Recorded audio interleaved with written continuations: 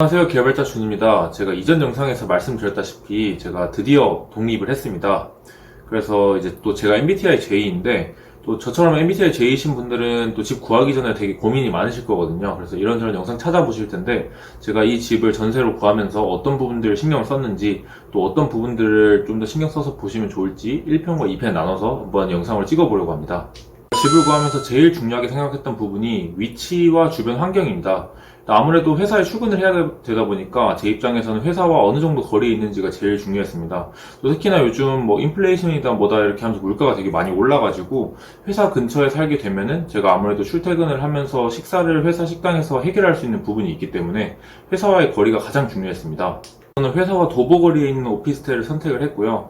하지만 또 그 이외에도 고려를 하셔야 되는 부분들이 아무래도 저희가 일만 하는 것이 아니라 주말에는 약속도 있고 친구들도 만나야 되잖아요. 그래서 주요 이제 약속 장소들이 뭐 신촌, 강남, 건대 요런 곳들과 이제 가는 방법이나 시간도 얼마 정도 걸리는지 한번 확인해 보시기 바랍니다. 뭐 가끔 가다 보면 지하철은 조금 떨어져 있는데 이제 직통으로 관객버스가 다니는 경우들이 있거든요. 그러면 또 그런 부분들이 많이 해소가 되어서 그런 것도 미리 찾아보시기 바랍니다. 교통편 이외에도 주변에 먹거리들이나 아니면 편의시설들이 많이 있는지가 되게 중요합니다. 아무래도 자취생들은 음식을 해먹기가 쉽지 않기 때문에 주변에 있는 식당들을 많이 가야 되는데요. 식당이 조금 다양하게 있는지, 뭐, 가끔 술 한잔 먹을 그런 술집들도 있는지 그런 것도 되게 중요하고요. 그리고 제가 자취하면서 제일 많이 느낀 게 근처에 다이소가 있는 게 되게 중요합니다. 살다 보면은 이것저것 좀 필요한 것들이 되게 사소하게 많이 생기는데 그것들 대부분 다이소에서 저렴하게 해결할 수 있기 때문에 근처에 다이소가 있는지 가능하면 도보거리에 있는지 한번 확인해 보시는 게 좋을 것 같습니다. 그 이외에도 간단하게 먹거리들 해 먹으려고 할 때 뭐 식재료들을 구입할 수 있는 대형 마트나 아니면 뭐 생협 같은 것들이 근처에 있는지도 한번 확인해 보시면 좋을 것 같습니다. 두 번째로 실제로 이제 위치를 정했다고 하면은 실제로 집을 보러 다니셔야 될 텐데요.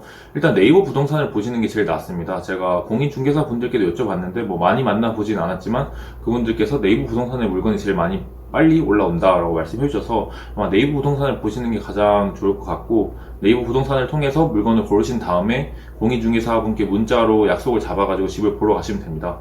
집을 보러 가게 되면은 다양한 부분들을 보셔야 되는데요. 뭐 누수나 곰팡이 같은 것들은 있는지, 채광은 잘 되는지 이런 부분들을 보셔야 되고, 이런 거는 또 유튜브에 보면 되게 이런 걸 전문적으로 많이 알려주시는 분들이 있어요. 그래서 그런 것들 꼭 한번 참고해 보셨으면 좋겠습니다. 저는 이제 뭐 디테일하게 작은 부분들을 보는 것도 되게 중요하지만 일단 딱 들어갔을 때 느껴지는 집의 느낌도 되게 중요하다고 생각합니다. 이것은 이제 아무래도 도배나 아니면 바닥재, 창문 이런 것들의 영향을 받는 것 같은데, 뭔가 이제 집이라는 공간은 내가 쉬어야 되는 공간이기 때문에 딱 들어왔을 때 인상이 좋지 못하면 나중에도 좀 스트레스 받을 수 있다고 생각을 해서 그런 부분도 또 잘 살펴보시기 바랍니다.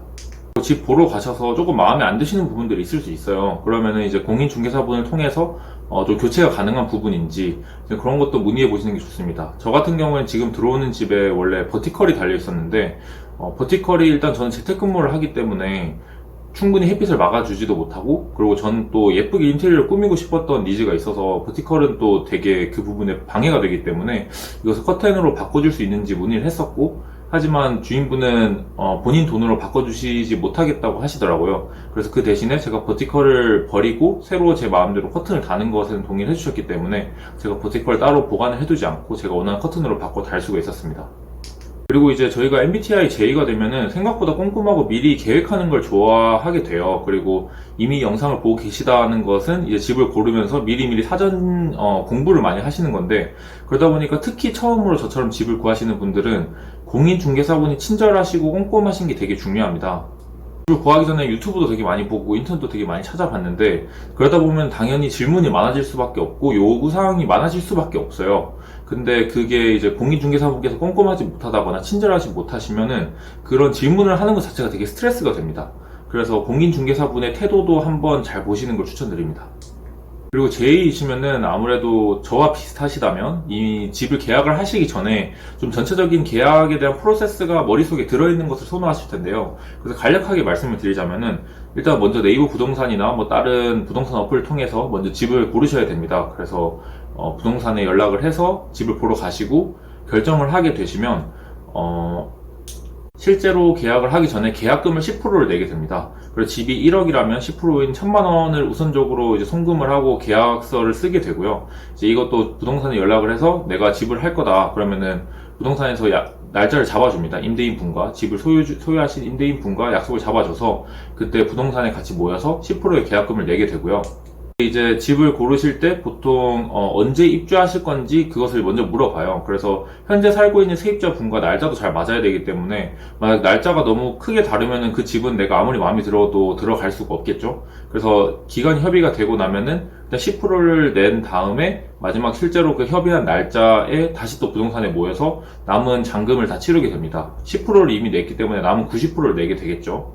월세라면 크게 문제가 없지만 전세로 계약을 하시는 분들 같은 경우에는 보통 액수가 되게 크기 때문에 그 돈을 다 본인 현금으로 가지고 계신 분들이 없어요. 그래서 은행에 대출을 끼게 되는데 은행 대출을 받으시려면 일단 그 계약금 10%를 냈다는 영수증이 필요합니다. 아마 공인중개사 분께서 잘 챙겨주실 텐데 일단 계약금 10%를 내셔야지 대출을 진행하실 수가 있고, 그리고 만약에 계약을 되게 일찍 하셨다. 예를 들어서 입주가 8월인데 6월 달에 가계약을 걸어서 10%를 내셨을 수도 있는데 그 경우에는 대출 진행이 불가능합니다. 그래서 대출 진행은 실제 입주일로부터 한 달 안에만 가능하기 때문에 그러면 계약금 내시고 받은 서류들 잘 가지고 계시다가 그 한 달이 되기 전에 이제 입주일로부터 한 달이 되는 시점에 은행을 찾아가셔서 서류를 내시고 이제 절차를 진행하시면 됩니다.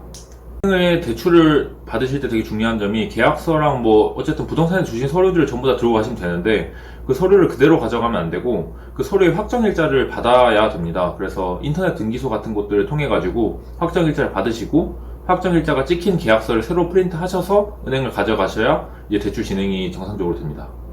추가적으로 저도 이제 첫 전세 계약이고 하다 보니까 유튜브에 되게 다양한 계약을 할 시 주의해야 될 점들 이런 것들 영상을 되게 많이 봤는데요. 그 영상들을 보면은 꼭 얘기를 하시는 것들이 예를 들어서 임대인이나 아니면은 임대물의 하자로 인해서 문제가 생겨서 전세 대출이 정상적으로 실행이 되지 못하면 계약을 파기하고 계약금을 반환한다 이런 특약들 두세 가지들을 꼭 넣으라고 말씀해 주시는데 제가 말을 잘 못한 것인지는 모르겠지만 두세 군데 부동산에 다 문의를 했을 때 그런 특약은 넣을 수가 없다. 넣으면 임대인이 계약을 안 한다라고 말씀을 하시더라고요. 그래도 한 번쯤 여쭤보시는 거 추천을 하는데 제가 파악했던 부분에 한해서는 그것들이 넣는 것이 쉽진 않다. 요것 정도 참고하시면 좋을 것 같습니다. 실제로 나머지 남은 90%의 잔금을 치르는 날에 그 부동산 중개인 분께 여쭤보면은 임대인이 지금 현재 체납한 세금이 있는지 없는지 확인할 수 있거든요. 그래서 그런 것들도 꼭 챙기시길 바라고, 애매하게 되어 있어가지고 제가 정확하게 기억이 나진 않는데 저희 계약일 이전에 발생한 세금은 저희 전세금보다 더 우선순위가 높은 것으로 기억을 하거든요. 최근에 법이 개정이 되면서 저희가 계약을 맺고 그 다음에 체납한 세금은 저희보다 후순위이지만 그 이전 것들은 선순위였던 것으로 기억을 하기 때문에 그 부분도 꼭 확인을 해주시기 바라고, 부동산 중개인분들께서 사용하는 사이트에서 바로 확인을 할 수가 있더라고요. 금액이 얼마인지, 체납한 세금이 얼마인지, 디테일하게 면목까지는 몰라도 체납한 세금이 있는지 정도 금액은 확인할 수 있기 때문에 꼭 확인하시기 바랍니다. 여기까지 해서 계약하시기 전에 한 번쯤 생각해 보시면 좋을 점, 그 다음에 제가 어떤 부분을 고려를 했는지 제이인 분들의 시점에서 한번 이야기를 나눠봤고요.